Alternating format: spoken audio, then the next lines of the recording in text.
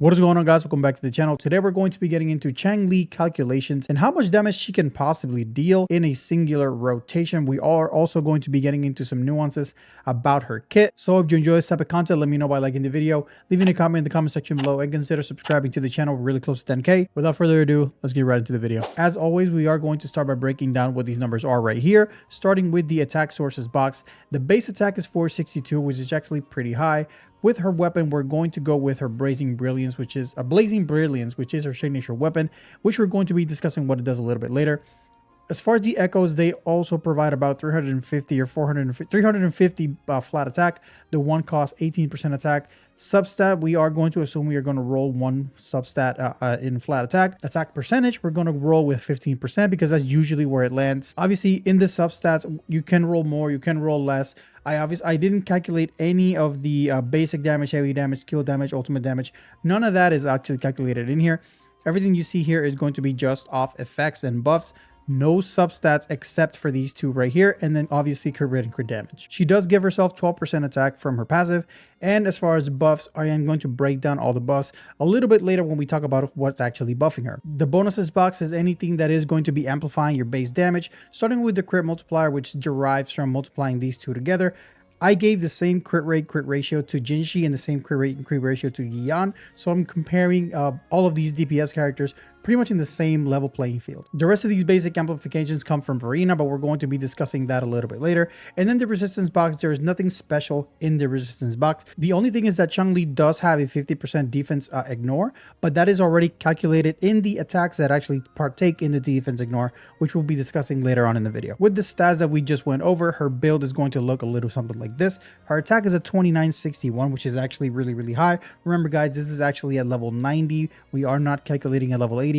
I'm just going to calculate it at max level because I want this video to be a little bit future proof. As I said, the crit rate crit ratio is 70/200. For her, it's going to be a little bit easier to get more crit damage because of her signature weapon. So crit rate is going to be, the crit rate 4 piece is going to be very important when it comes to building her, and also her crit rate substats. She does give herself an extra 8% crit rate. So with her base crit rate and the regular crit rate, she already has 13. The 4 cost gives you an extra 22, so that makes it 35. So you just have to find 35 extra crit rate to just complete the 70% crit rate, but this is what we're going to be going with right now. The regular crit damage starts off at 150, and if you add the 48.6 from her weapon, you're already going to be at around 196-ish. So an extra roll or two with crit damage should be good. So generally, for most people, the crit damage is going to be well over 200 because people usually shoot for one roll in crit rate, crit damage in every piece. So if you do that, your crit rate is actually going to be a little higher than this, and your crit damage as well. But for the purposes of consistency and for the purposes of comparing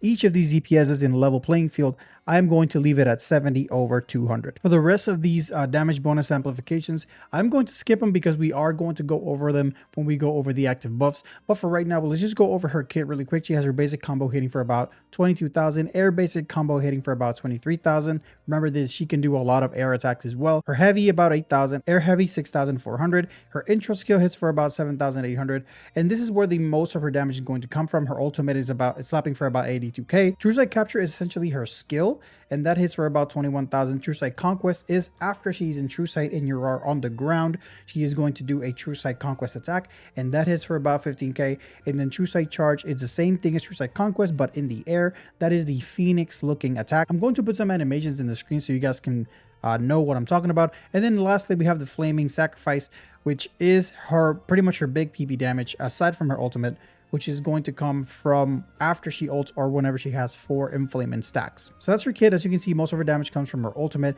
but not really, because her Flaming Sacrifice actually gets a little bit of a buff, and you end up using it twice, and your ultimate you only use it once. So most of her damage actually comes from 2 Flaming Sacrifices and her ultimate. Looking at the active buffs column, I am going for maximum damage per screenshot or maximum damage per one rotation. So pretty much I'm trying to squeeze the most damage out of one rotation, and that's probably why you notice that we have Tauchi down here, because of her skill amplification. Obviously there are more teams that are going to perform better than Tauchi, but for right now I'm going to calculate it with this, and then later on we're going to talk about all of her team options, because I do have a lot of team options with actual numbers that other people in the community have calculated, which we're going to go over a little bit later. So let's talk about her signature weapon. The main issue with the signature weapon, if they don't end up changing it, is that when you reach max stack to the signature weapon, you have about 10 seconds to perform pretty much all of this, right?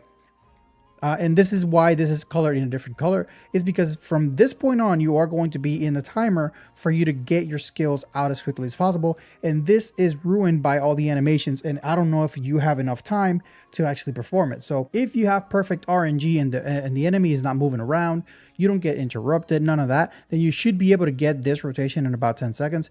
But given that most enemies don't stay still and don't just sit there and take damage, this is going to be a little bit rough to get, and this is my main concern with your signature weapon. Aside from that, it gives you 12% attack at R1 and up to 56% scale damage bonus. And if you notice, we don't have 56% damage bonus up here. This is because for you to get the actual 56% damage bonus increase, you're going to have to stack your weapon up to 14 stacks. So let's go ahead and dive deeper into my formula right here. As you can notice, and I'm going to highlight it right here, the F26 is the damage bonus, the scale damage bonus buff, and it has a plus 4%. That is one stack of the sword, right? And as we go down, let's pick this one. As we go down, I tried to count how many hits the abilities do, and then from there try to calculate how many enflammement stacks we are going to be getting for the weapon. And then I calculated that when you do your skill the second time is when you are going to be at max stacks, which is the 56% skill damage increase, which is why I put it in the formula, but I didn't put it right here so you guys can see it. And since we're speaking about the formula, let me cover the defense ignore because it actually follows the same principle. I have it right here. This 04.8. This is the 15% defense ignore outside of this box right here. I don't have it here, but I do have it in these 3 boxes in the bottom, which is where it counts. All right, so glad we got out of the way. Echo said the 5-piece fusion set is probably her best in slot. You get 40% fusion damage bonus, but not really. You actually get 10% fusion damage bonus, and when you release your first skill, then you get the 30% damage bonus extra, totaling up to 40% fusion damage with the 5-piece set. So, and just to prove that I actually put it in right here in this little square, the first True Sight Conquest we have a plus 30% in the fusion damage bonus or elemental damage bonus multiplier. So everything from here on out should have a 30% fusion damage bonus from the Echo set. Inferno Rider gives you a 12% fusion damage bonus when you hit with the third hit, and then 12% basic damage. So that's why I put it right here. You should squeeze in Inferno Rider somewhere around here. Like somewhere around here, you should squeeze in your Inferno Rider, so that way the 12% fusion damage bonus can carry out throughout the entirety of the combo. And then as far as the 3 costs, obviously we want the 2 fusion damage bonus 3 cost echoes. That gives you an extra 60% fusion damage. And this is how we end up with 82% elemental damage bonus. But remember, there is a 30% extra that is hidden down here. So actually, her best attacks are going to be benefiting from about 112% elemental damage bonus. Now, her supports, obviously the best support in the game, Verena, gives you a 50% damage amplification, which we already saw over there. 20% of the 70% attack that she's getting from her buffs comes from Verena, 10% from the damage from the bell. The healing set gives an extra 15% when we trigger healing. And then for Taoshi, we have the skill amplification of 38% for scale damage because most of her damage is scale damage. And then we also have the damage bonus from the bird, which is 12, and then 23%, which is actually 22.5%, but that comes from the Moonlight set. All right, for her rotation, I kind of went in and tried to come up with a rotation that made sense to me. And a lot of people on the internet, especially on Reddit and on the Changli mains Discord, they all came out with pretty much the exact same rotation, give or take a minor differences. Like mine, I didn't put Inferno Rider here, but whatever the case, it's pretty similar. Everybody kind of like agrees that this is probably along the lines of her best rotation. Obviously, you can min-max her damage via swap-ins, especially if you run her alongside a character like Yin Lin. But we're going to talk about that a little bit later. So the rotation that most people agree that is going to be her best starts out with her intro, into her True Sight charge, which is her Phoenix, into then a short basic combo. So the short basic combo is, because you did a True Sight charge, you are going to start your basic combo at the 3rd basic, you perform your 4th basic, and then you enter True Sight. Once you enter True Sight, you go into True Sight Conquest, which is the floor True Sight attack, which gets you about 17k damage. We already done quite a lot of damage up to this point. But right after the True Sight Conquest, go into a True Sight Capture, which is your regular skill. That's why it says skill right there. And throughout this, we are stacking our forte. This is the True Sight Charge gives you 1 stack. The second True Sight Conquest gives us a 2nd stack. Then we do the skill, and this is going to activate the 30% damage bonus from Inferno Rider. Then after True Sight Capture, we go into another True Sight Conquest, giving us our 3rd enflammement stack. And then we kind of loop this True Sight Conquest, Capture, Conquest, Capture. Once we do the 2nd skill, we are going to launch our 3rd True Sight Riverside Conquest that is going to be our 4th Enflamement stack, enabling us to use a Flaming Sacrifice heavy attack, which is going to do a shit ton of damage, then right into our ult if we have the necessary energy requirements, which I am going to talk about a little bit later. And then our ult is going to enable Firing Feather again, enabling us to do a secondary Flaming Sac. So in total for this rotation, we have about 402,000 damage comparatively to Jian. He is sitting at about 417,000 and Jinshi is sitting at about 465,000, as I've previously discussed in one of my old videos. Now, don't be alarmed because she is a main DPS. 400,000 damage in a rotation is actually a really good chunk of change when it comes to damage. However, her utility doesn't end there because remember, she has one of the most powerful alter skills in the game next to Yinlin, next to Verena. She's going to be giving a Resonance Liberation damage bonus and also a Fusion damage amplification. Not damage bonus, amplification, I'm sorry. She's going to be giving Resonance Liberation damage amplification and Fusion damage amplification. This is huge because this means that not only she is a main DPS type of character, she can also sustain another DPS on the same team because she kind of acts like a support at the same time. So your secondary DPS or your duo DPS, and she's not a sub DPS, don't get it twisted, she's not a sub, she is a duo. So she goes hand in hand with somebody on the same team. So this is for teams that have 2 characters in charge of damage. So naturally your other character is going to be Verena because she buffs both. And then if you have a character like Yinlin, let's say for example you have Yinlin, right? So let's remove Taochi from here, right? And you have Yinlin, and then your Yinlin is going to be, instead of buffing your skill amplification, she's going to be buffing your skill liberation because that's what she does. She gives you 25% skill liberation. So let's put this back down to 15 because Verena does amplify every attribute, and then let's put 25 here, which brings this to about 40. Our damage is going to be a little bit less, yes, but you also have a Yinlin on the background doing almost this amount of damage, which I should probably calculate already what she's going to be doing, but she's going to be putting out similar damage numbers, about 350,000 damage that she's going to be putting out in tandem to Changli. So for dual DPS teams, Changli is invaluable. She's kind of like a secondary Yinlin. You can actually run them both together on the same team, and they're going to be doing an insane amount of damage, and it's going to be such a concert of damage going back and forth between them because they both recharge your control pretty quickly, and it's going to be a very good team, a very skill-oriented team to run. Naturally, she will get better when a secondary support that amplifies skill damage amplification comes out that is not Taochi, because Taochi is a little slow when it comes to Concerto. You need really optimized rotations to make her work. When we get an easier to play skill amplifier, her and Jinshi are going to skyrocket to the moon. Probably they're going to end up being better than Jian for sure. And for a lot of people, especially Encore mains and Chicha mains, she's probably going to end up being better than Jian for you if you already have your Chicha or your Encore already built, because she pretty much buffs the living crap out of both of them, mainly Chicha. Now let's talk about her teams, because I did find a lot of calculations when it comes to her teams that I didn't do myself. To shout out to whoever made this. I got it from Phaser at Changli Mains subreddit. So Phaser, I appreciate your work, boy. I don't know if you made this yourself or whoever made it. Shout out to you. It doesn't say who made it. I just grabbed it from Reddit, okay? So here it goes over all the Changli teams, right? We have Changli, Encore, and Verena, which is damage per rotation of 700,014. This is pretty much Changli buffing Encore, Verena buffing both.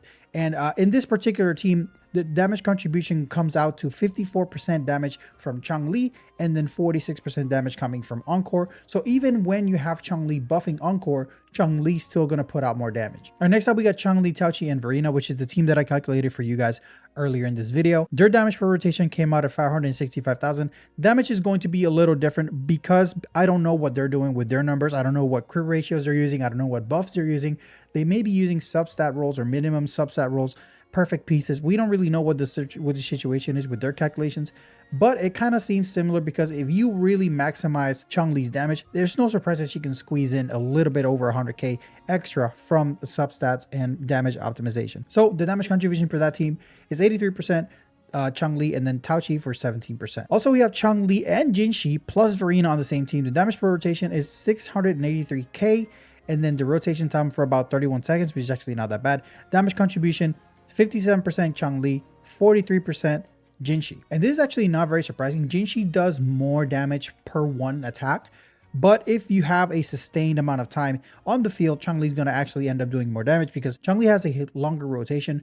Therefore, she's going to spend more time on the field and do a little bit more damage if she is on the field longer than the other character. So even in a team where you have Jinxi and Changli together, they're both going to be doing a lot of damage, but Changli is still going to be doing most of the damage, even with the best DPS character in the game on the same team. Then we have Changli, Yinlin, and Verena with the damage per rotation at 567,000.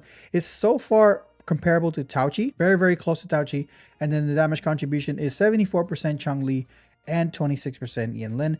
Again, I don't know what kind of rotation. I don't know if they were quick swapping. I don't know what they were doing.